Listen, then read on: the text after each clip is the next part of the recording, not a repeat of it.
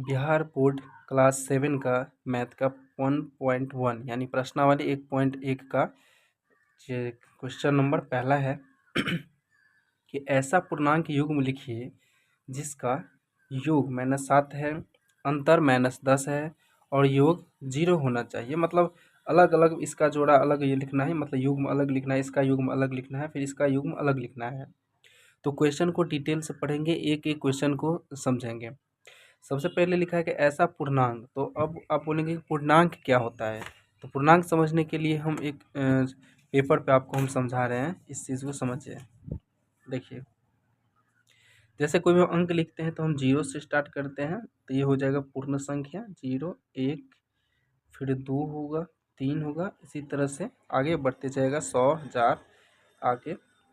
फिर इधर अगर हम आएंगे तो ये -1 होगा, फिर ये -2 होगा और ये -3 होगा, इसी तरह से इधर। तो यानी कि 0 से अगर दाएं साइड हम चले इधर तो ये धनात्मक होगा, ठीक है, धनात्मक। अगर 0 से हम बाएं की तरफ चले, बाएं ओर, तो ये हो जाएगा ऋणात्मक। तो ये ऋणात्मक से लेकर के धनात्मक तक का जो है ना, इसी को हम लोग पूर्णांक कहते हैं, ठीक है। तो आप चाहे आप माइनस वाला कोई भी अंक ले या चाहे प्लस वाला कोई अंक ले, उसको जोड़ करके -7 आना चाहिए, यही कर रहा है। अब युग्म का मतलब क्या होता है, तो युग्म का मतलब होता है जोड़ा। तो योग लिखा हुआ है तो योग का मतलब है कि कोई दो अंक जोड़ेंगे, जैसे 5 में 2 जोड़ेंगे तब ना 7 हुआ, तो ये 2 अंक है यहाँ पे, तो इसी को जोड़ा कहते हैं, यानी कि युग्म कहते हैं। इतना समझ गए। तो अब कह रहा है कि कोई ऐसा युग्म लिखना है, कोई जोड़ा लिखना है कि जिसको जोड़ करके, यानी योग का मतलब होता है जोड़, तो उसको जोड़ करके -7 आना चाहिए। तो अब देखिए, इससे पहले एक थोड़ा सा आपको हम सूत्र लिखा देते हैं, एक बार रिवाइज करवा देते हैं। जैसे देखिए, प्लस को अगर हम गुणा करेंगे प्लस से तो ये हो जाता है प्लस, इस चीज़ को याद रखिएगा, सवाल में आगे काम आएगा। फिर अगर हम प्लस को गुणा करें माइनस से तो ये माइनस होता है। फिर अगर हम माइनस को गुणा करेंगे प्लस से तो भी ये माइनस होता है, और अगर हम माइनस को गुणा करेंगे माइनस से तो ये प्लस होता है। कहने का मतलब है कि दो कंडीशन में प्लस होगा और दो कंडीशन में ये माइनस होता है। याद रखिएगा, प्लस को प्लस के साथ गुणा करेंगे तो प्लस होगा, प्लस को माइनस के साथ गुणा करेंगे तो माइनस होगा, माइनस को प्लस के साथ गुणा करेंगे तो भी माइनस होगा, और दोनों माइनस रहे तो प्लस होगा। इतना समझ गए। तो चलिए, यहाँ पे कह रहा है कि कोई ऐसा युग्म होना चाहिए जो कि -7 होना चाहिए योग करके। तो चलिए हम पहले सवाल बनाते हैं। ए योग -7 आना चाहिए। देखिए, इसका कोई एक हल नहीं हो सकता है, किसी भी तरीका से हम -7 ला सकते हैं योग करके। तो जैसे कि उदाहरण लेते हैं, मान लीजिए कि हम -2 लेते हैं, इसमें जोड़ करना है यानी कि योग करना है, तो प्लस का चिन्ह दिए, ठीक है। फिर हम लिख दिए माइनस यहाँ पे 5। अब देखिए, कोष्ठ से पहले जो भी चिन्ह रहता है उसका गुना होता है इसमें। अब अभी जो हम आपको सूत्र बताए थे कि प्लस को गुना करेंगे माइनस से तो माइनस होता है, तो ये -2 तो पहले से ही है, तो इसको ऐसे ही रखेंगे। ये प्लस और माइनस हो जाएगा माइनस, फिर 5। इसका मतलब ये हुआ कि -2 पहले से है और -5 है, तो इसको हम जोड़ देंगे तो ये हो जाएगा -7। अब कोई बोलेंगे कि माइनस है तो फिर हम घटाए क्यों नहीं। तो देखिए, बात ये होता है कि माइनस का मतलब होता है कर्जा। तो ऐसा समझिए कि मान लीजिए कि 2 रुपये आपके पास पहले से कर्जा है और फिर आपने 5 रुपया कर्जा ले लिया, तो भाई जोड़ेंगे तो ज़रूर, लेकिन लिखेंगे किस चीज़ में, कर्जा में लिखेंगे ना। कि आपने किसी दुकान से मान लीजिए 2 रुपया का पहले सामान खरीदा, फिर 5 रुपया का सामान उधारी में ही खरीदा, तो दोनों माइनस में ही होगा, लेकिन जोड़ेंगे तो ज़रूर, लेकिन लिखेंगे किस चीज़ में, माइनस में। यही कंसेप्ट यहाँ लगेगा। इसके अलावा एक और हल क्या हो सकता है कि -1 में हम जोड़े कितना, -6, तो ये फिर प्लस माइनस माइनस यहाँ पे हो जाएगा, तो ये हो जाएगा माइनस में 7।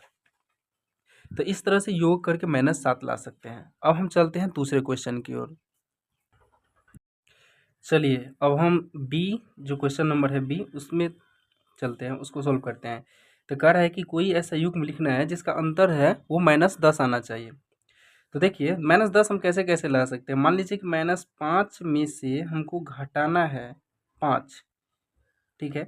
इस 5 में मतलब कोई भी चिन्ह नहीं लगा हुआ है, इसका मतलब है कि प्लस में है। जैसे अगर हम यहाँ पे 2 लिख दें, हम आपसे पूछे कि ये बताइए कि प्लस में है या माइनस में है, तो आप बोलेंगे कि प्लस में है, क्योंकि ये प्लस इसमें छुपा रहता है। तो इसी तरह से -5 लिखे हैं, उसमें से घटाना है, तो ये घटाओ का चिन्ह है -5, और ये 5 घटाना है, तो ये प्लस में है यहाँ पे।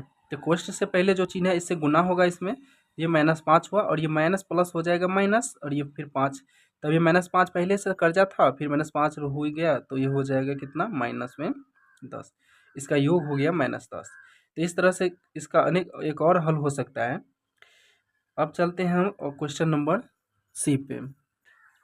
चलिए तो क्वेश्चन नंबर तीसरा पे चलते हैं। क्वेश्चन नंबर सी है कि योग कह रहा है कि 0 होना चाहिए। कोई ऐसा दो पूर्णांक को जोड़ करके हमको योग उसका 0 लाना है। तो अब आप बोलेंगे कि एक में हम 1 जोड़ते हैं तो 2 हो जाता है, तो 0 कैसे आएगा? तो आएगा क्योंकि माइनस भी तो पूर्णांक में ही आता है। तो देखिए, जैसे मान लीजिए कि -10 है, इसमें हमको जोड़ना है, प्लस का चिन्ह देंगे, जोड़ना कितना है, +10। ठीक है, यहाँ पे हम कोष्ट इसलिए नहीं दिए हुए क्योंकि इससे पहले माइनस नहीं है, यहाँ पे माइनस था इसलिए हम माइनस था पहले, तो इसलिए हम कोष्ट दिए क्योंकि इससे गुना होता है। अगर यहाँ पे हम कोष्ट दे भी देंगे तो फिर प्लस प्लस गुना होगा तो फिर प्लस ही आ जाएगा, इसलिए नहीं दिए हैं। तो हम लेकिन जोड़ तो कर रहे हैं ना, योग लिखा हुआ है तो जोड़ तो कर रहे हैं। -10 में हम +10 को जोड़ रहे हैं, तो ये हो जाएगा 0 क्योंकि कट जाएगा। 10 रुपया मान लीजिए कि कर्जा था पहले और 10 रुपया अभी है, तो मतलब कर्जा हम चुका देंगे तो ये कट जाएगा। एक और उदाहरण लेते हैं। मान लीजिए कि -5 में हम जोड़ेंगे 5, जोड़ तो हम रहे हैं लेकिन आ रहा है क्या, 0। तो यही कह रहा है कि मतलब इसका जो कह रहा है कि ऐसा पूर्णांक युग्म लिखिए, मतलब जोड़ा लिखिए जिसका योग -7 होना चाहिए, फिर एक ऐसा जोड़ा लिखिए जिसका अंतर -10 होना चाहिए, फिर एक ऐसा युग्म लिखिए जिसका योग 0 होना चाहिए। ठीक है, तो अब आपके सामने है पहला का आंसर ये है, देख सकते हैं। इसके अनेक हल भी हो सकते हैं, आप खुद से भी सोल्व कर सकते हैं। इतना के बाद भी अगर आपके मन में कोई डाउट है, कुछ समझ में नहीं आया हो, जो मतलब जहाँ पे समझ में नहीं आया हो, जहाँ पे दिक्कत हो, तो आप कमेंट बॉक्स में लिख सकते हैं, मैं सभी कमेंट का जवाब दूंगा। और अगला किस टॉपिक को वीडियो चाहते हैं तो वो भी कमेंट कीजिएगा, और मैं इस चैप्टर में जो भी बाकी आगे का जो क्वेश्चन है उसको भी मैं डे बाय डे सोल्व करके आपके सामने लाता रहूँगा। तो वीडियो अच्छा लगा हो तो एक लाइक ज़रूर कीजिएगा और अपने दोस्तों के साथ शेयर ज़रूर कीजिएगा। मिलते हैं नेक्स्ट वीडियो में, तब तक के लिए थैंक यू।